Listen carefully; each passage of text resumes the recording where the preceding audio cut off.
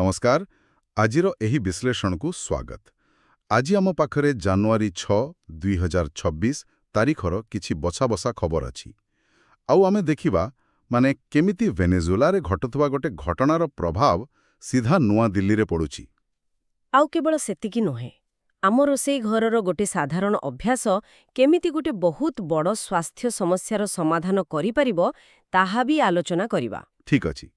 तेबे आमर उद्देश्य हेउछि एई अलगा अलगा लागुथुबा खबर भितरे कोन कहंती सेई सूक्ष्म संपर्कटाकू खोजी बाहर करिबा। बिल्कुल अंतर्जातीय राजनीतिठू आरंभ करी आम किबा पानी पर्यंत सबु केमिति गोटे सूतारे बंधा ताकू ही बुझिबा। बहुत बढ़िया।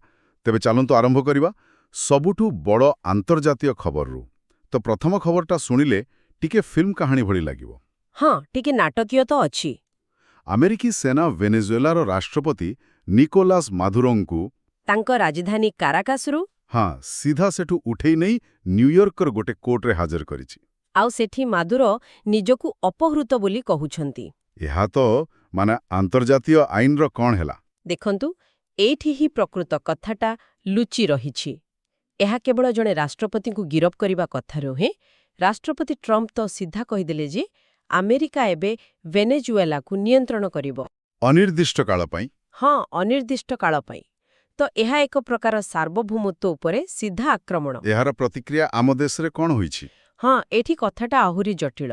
भारतर कांग्रेस दल एहाकू जातिसंघ चार्टर उल्लंघन कही तीव्र निंदा करिछि। तो एहा केवल एक राजनीतिक बयान ना मोते लागुनी। एहा दर्शाउछि जे भविष्यतरे भारत भली देशकू एभली एकपाखिया कार्यानुष्ठानर विरुद्धरे छिड़ा हेबाकू पड़ी पारे। ठीक कहले जदि आज वेनेजुएला सह हेला काली आउ कहा सबे होई पारे। बिल्कुल आउ एसबु भितरे अमेरिका आमकू भी सीधा सड़क चेतावनी देछि रूस ठारू तेल किणाकू नहीं। हाँ राष्ट्रपति ट्रम्पଙ୍କ सेही बयान एहा सेमानक पई बहुत खराब हेबो। एटा तो सीधा धमक। आउ एहा केवल एक धमक नुहे एहा पछरे गोटे आईनर प्रस्ताव भी अछि। सिनेटर लिंडसे ग्राहम ओहो हाँ से एक आईन आनिबाकू चाहुछंती जे जेउ देश रूसरू तेल किणिबो ता उपरे अमेरिका कड़ा शुल्क लगेइबो। तेबे तो भारत पई एक बड़ समस्या। गोटे पटे रूस आमर पारंपरिक मित्र आउ अन्यपटे अमेरिका आमर बड़ वाणिज्यिक सहयोगी एहा एक प्रकारर कूटनैतिक दोच्छकी। आउ एही समय रे आम पड़ोसी देश बांग्लादेश भी गोटे चिंतार खबर आसुछि। हाँ मोहम्मद यूनुसंकर घोषणा से चीन को मोंगला बंदर व्यवहार करने आमंत्रण करिसंती जहा कोलकाता पाखरे।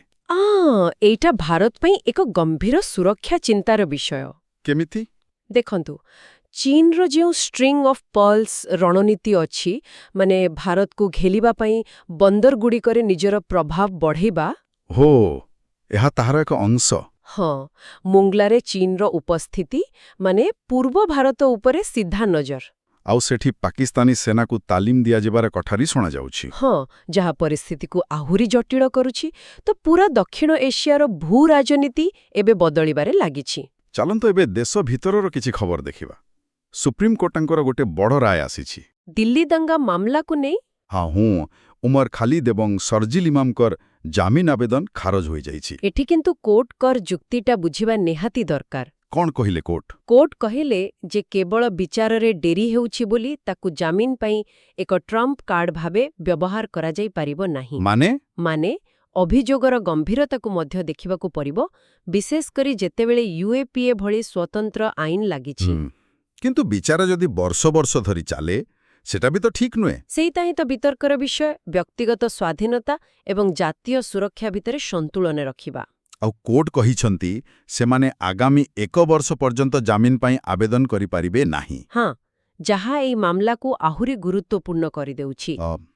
तो गोटे पटे न्यायालयर एते कठोर आभिमुख्य आउ अन्य पटे पश्चिम बंगरे निर्वाचन प्रक्रिया को नहीं प्रश्न उठुछि। हाँ मुख्यमंत्री ममता बानार्जी तो निर्वाचन आयोगक विरुद्धरे कोर्ट जीवाकू कहिछंती। कारण कोन अभियोग हेउछि भोटर तालिका संशोधन नारे लोकंकु विशेष करी वयस्क आउ भिन्नक्षम लोकंकु बहुत हैरान करा जाउछि। मु खबर रे पढ़थिली 87 वर्षर जणे वृद्धांकु 32 किलोमीटर निया जायथिला। बिल्कुल आउ जणे भिन्नक्षम व्यक्तिंकु ऑफिस भितरे घुसुरी घुसुरी जीवाकू पड़िला। यह तो केवल प्रशासनिक अवहेला नुहे, यह मानविक अधिकारर उल्लंघन। ଠିକ୍। ଆଉ ଏହା ଗଣତନ୍ତ୍ର ଉପରେ ଲୋକଙ୍କର ବିଶ୍ୱାସକୁ କମ୍ କରିଦିଏ। ଆଉ ଏହି ପ୍ରଶାସନିକ ଆହ୍ୱାନର ଚିତ୍ର ଆମ ଓଡ଼ିଶାରେ ବି ଦେଖିବାକୁ ମିଳୁଛି। ହଁ, ଗୋଟେପଟେ ମୁଖ୍ୟମନ୍ତ୍ରୀ ମୋହନ ଚରଣ ମାଝୀଙ୍କ ଜନ୍ମଦିନରେ ଜନପ୍ରାଥମିକତା ଶାସନର ସମୀକ୍ଷା ଚାଲିଛି। ଆଉ ଅନ୍ୟପଟେ ଦୁଇଟା ବଡ଼ ଧର୍ମଘଟ। ଏକଦମ। ଡାକ୍ତରମାନଙ୍କର ଆନ୍ଦୋଳନ ଯୋଗୁଁ ଓପିଡି ସେବା ବନ୍ଦ ଆଉ ରାଇସ୍ ମିଲର୍ସଙ୍କର ଧର୍ମଘଟ ଯୋଗୁଁ ଚାଉଳ ସଙ୍କଟର ଆଶଙ୍କା। ଏହା ଏକ ପ୍ରକାରର ବିରୋଧାଭାସ ନୁହେଁ କି? ନିଶ୍ଚିତ। ଏହା ଦର୍ଶାଉଛି ଯେ ଶାସନରେ ସମନ୍ୱୟ ରଖିବା ଆଉ ସମସ୍ତଙ୍କ ସମସ୍ୟା ସମାଧାନ କରିବା କେତେ ବଡ଼ ଚ୍ୟାଲେଞ୍ଜ। ଚାଲନ୍ତୁ ଦେଖିବା ଟେକ୍ନୋଲୋଜି ଆମ ଦୈନନ୍ଦିନ ଜୀବନକୁ କେମିତି ପ୍ରଭାବିତ କରୁଛି। ଏଆଇକୁ ନେଇ ଗୋଟେ ଖବର ଅଛି ଯାହା ମୋତେ ସତରେ ଟିକେ ଡରାଇ ଦେଲା। ଏଆଇ ଭଏସ୍ କ୍ଲୋନିଂ ସ୍କାମ୍ କଥା କହୁଛନ୍ତି? ହଁ, ଜରୁରୀକାଳୀନ ସ୍କାମ୍। କଳ୍ପନା କରନ୍ତୁ ଆପଣଙ୍କ ପୁଅ କି ଝିଅ ସ୍ୱରରେ ଫୋନ୍ ଆସୁଛି। ଆଉ ସେ କାନ୍ଦି କାନ୍ଦି କହୁଛି ଯେ ସେ ବିପଦରେ ଅଛି, ତୁରନ୍ତ ଟଙ୍କା ପଠାଅ। କୌଣସି ବି ବାପା ମା ସେ ସମୟରେ ବିଚଳିତ ହୋଇଯିବେ। ଏଇଟା ତ ଏକ ପ୍ରକାର ଶ୍ୱେତକଲାର ଆତଙ୍କବାଦ। ସତ କହିବାକୁ ଗଲେ ଏହା ଏକ ନୂଆ ଧରଣର ଅପରାଧ ଯାହା ପାଇଁ ଆମ ଆଇନ ଏବେ ବି ପ୍ରସ୍ତୁତ ନୁହେଁ। କିନ୍ତୁ ଏଆଇର କିଛି ଭଲ ଦିଗ ବି ତ ଅଛି। ନିଶ୍ଚୟ। ମୁଦ୍ରାର ଦୁଇଟି ପାର୍ଶ୍ୱ ଥାଏ। ସାମସଙ୍ଗ ତାର ଏଆଇ ଡିଭାଇସ୍ ସଂଖ୍ୟା 2 ଗୁଣ କରିବାକୁ ଯାଉଛି। ଏପରିକି ଆମ ଖାଇବା ପିଇବା, ଆମ ଫିଟନେସ୍ ପାଇଁ ବି ଏବେ ଏଆଇ ବ୍ୟକ୍ତିଗତ ପ୍ଲାନ୍ ତିଆରି କରୁଛି। ତ ଏହା ଏକ ଦୁଇଧାରିଆ ଖଣ୍ଡା ଭଳି। ଆଉ ଗୋଟେ ଖବର ଯାହା ମୋତେ ବହୁତ ଆଶ୍ଚର୍ଯ୍ୟ କରିଛି, ଆମ ପିଇବା ପାଣିକୁ ନେଇ। ହଁ, ମାଇକ୍ରୋପ୍ଲାଷ୍ଟିକ୍ ବିଷୟରେ। କେବଳ ପାଣିକୁ ଫୁଟେଇ ଦେଲେ ସେଥିରୁ 90% ପର୍ଯ୍ୟନ୍ତ ମାଇକ୍ରୋପ୍ଲାଷ୍ଟିକ ବାହାରିଯିବ। ହଁ, ଏହା ସତ। ଆଉ ଏହା ପଛର ବିଜ୍ଞାନ ବହୁତ ସରଳ। କେମିତି କାମ କରେ ଏଇଟା? ଦେଖନ୍ତୁ, ଆମ ପାଣିରେ, ବିଶେଷ କରି ଖାରିଆ ପାଣିରେ କ୍ୟାଲସିୟମ କାର୍ବୋନେଟ୍ ଥାଏ। ଫୁଟେଇଲା ବେଳେ ଏହା କଠିନ ହୋଇଯାଏ, ଯାହାକୁ ଆମେ ଛେଦା କହୁ। ହଁ ହଁ। ସେହି ଛେଦାଟା ପାଣିରେ ଥିବା ଛୋଟ ଛୋଟ ପ୍ଲାଷ୍ଟିକ୍ କଣିକାକୁ ନିଜ ସହ ବାନ୍ଧିଦିଏ। ତାପରେ ପାଣିକୁ ଛାଣିଦେଲେ ପ୍ଲାଷ୍ଟିକ୍ ସେହି ଛେଦା ସହ ବାହାରିଯାଏ। ବା, ଏହା ତ ଏକ ଅତ୍ୟନ୍ତ ସହଜ, ଶସ୍ତା ଆଉ ବ୍ୟବହାରିକ ଉପାୟ। ବିଲକୁଲ। ବିଶେଷ କରି ଆମ ଦେଶର କୋଟି କୋଟି ଲୋକଙ୍କ ପାଇଁ, ଯେଉଁମାନେ ମହଙ୍ଗା ଫିଲ୍ଟର କିଣିପାରିବେ ନାହିଁ। ବେଳେବେଳେ ବଡ଼ ସମସ୍ୟାର ସମାଧାନ ଏତେ ସରଳ ହୋଇଥାଏ। ହଁ, ଆମ ପାରମ୍ପରିକ ଜ୍ଞାନ ଭିତରେ ହିଁ ଲୁଚି ରହିଥାଏ। ଆଉ ଏମିତି ହିଁ ଗୋଟେ ସକାରାତ୍ମକ ଏବଂ ମନକୁ ଛୁଇଁଲା ଭଳି ଖବର ଆମ ଓଡ଼ିଶାରୁ ଆସିଛି। ଗଞ୍ଜାମ ଜିଲ୍ଲାରୁ ଘରଚଟିଆଙ୍କୁ ନେଇ। ହଁ, ଜାତୀୟ ପକ୍ଷୀ ଦିବସରେ ସେମାନଙ୍କୁ ବଞ୍ଚେଇବା ପାଇଁ ବହୁତ ସୁନ୍ଦର ପ୍ରୟାସ କରାଯାଉଛି। ଏଇଟା କେବଳ ପକ୍ଷୀ ବଞ୍ଚେଇବା କଥା ନୁହଁ, ଏଇଟା ଆମ ପିଲାଦିନର ସ୍ମୃତିକୁ ବଞ୍ଚେଇବା ଭଳି। ଆଜିକାଲି ତ ଘରଚଟିଆ ଦେଖିବାକୁ ମିଳୁନାହାନ୍ତି। ସତ କଥା। କଂକ୍ରିଟ ଜଙ୍ଗଲରେ ସେମାନେ ହଜିଗଲେଣି। ଲୋକଙ୍କ ସହ ମିଶି କୃତ୍ରିମ ବସା ତିଆରି କରି ଲଗଉଛନ୍ତି। ଆଉ ସବୁଠୁ ଭଲ କଥା ହେଉଛି ଗାଁର ମହିଳାମାନେ ଏଥିରେ ଆଗେଇ ଆସୁଛନ୍ତି। ହଁ, ଏଇଟା ହିଁ ସ୍ଥାନୀୟ ସମୁଦାୟର ସହଭାଗିତାର ଶକ୍ତି।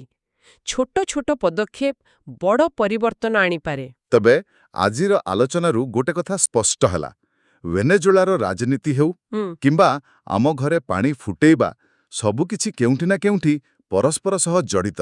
ହଁ, ଆନ୍ତର୍ଜାତୀୟ ସମ୍ପର୍କ ଆମ ଅର୍ଥନୀତିକୁ ପ୍ରଭାବିତ କରୁଛି। ଆଉ ପ୍ରଯୁକ୍ତିବିଦ୍ୟା ଆମ ସୁରକ୍ଷା ପାଇଁ ସୁଯୋଗ ଆଉ ବିପଦ ଦୁଇଟା ଯାକ ଆଣୁଛି। ଆଉ ସ୍ଥାନୀୟ ପଦକ୍ଷେପ, ଯେମିତିକି ସେ ଘରଚଟିଆ ପାଇଁ ବସା ଲଗେଇବା, ସେଗୁଡ଼ିକୁ ବଡ଼ ସମସ୍ୟାର ସମାଧାନ ଦେଇପାରୁଛି। ଆଜିର ଆଲୋଚନାରେ ଶ୍ୱେତକଲାର ଆତଙ୍କବାଦ ଭଳି ନୂଆ ଶବ୍ଦ ବି ସାମ୍ନାକୁ ଆସିଲା। ଆଉ ପଶ୍ଚିମବଙ୍ଗର ଘଟଣା ହେଉ ବା ଓଡ଼ିଶାର ଧର୍ମଘଟ, ଏହା ଦର୍ଶାଉଛି ଯେ ବ୍ୟବସ୍ଥା ଭିତରେ ସାଧାରଣ ମଣିଷ କେତେ ଅସହାୟ। ହଁ, ଏହା ଆମକୁ ଗିଗ୍ ୱାର୍କର୍ସମାନଙ୍କ କଥା ମନେ ପକାଇ ଦେଉଛି, ଯେଉଁମାନେ କାମ ତ କରୁଛନ୍ତି କିନ୍ତୁ କୌଣସି ଅଧିକାର ବା ସୁରକ୍ଷା ପାଉନାହାନ୍ତି। ତେଣୁ ଶ୍ରୋତାମାନଙ୍କ ପାଇଁ ଆମର ଶେଷ ଚିନ୍ତା, ଯେତେବେଳେ ପ୍ରଯୁକ୍ତିବିଦ୍ୟା ଏବଂ ଅର୍ଥବ୍ୟବସ୍ଥା ଏତେ ଦ୍ରୁତଗତିରେ ଆମ କାମର ଏବଂ ଜ୍ଞାନର ସଂଜ୍ଞାକୁ ବଦଳି ଚାଲିଛି, ସେତେବେଳେ ଆଗାମୀ ଦିନରେ ଆମ ଜ୍ଞାନ ଏବଂ ଜୀବିକା ଉଭୟର ସୁରକ୍ଷା ପାଇଁ କି ପ୍ରକାରର ନୂଆ ସାମାଜିକ ନିୟମ ବା ସୁରକ୍ଷାର ଆବଶ୍ୟକତା ରହିବ।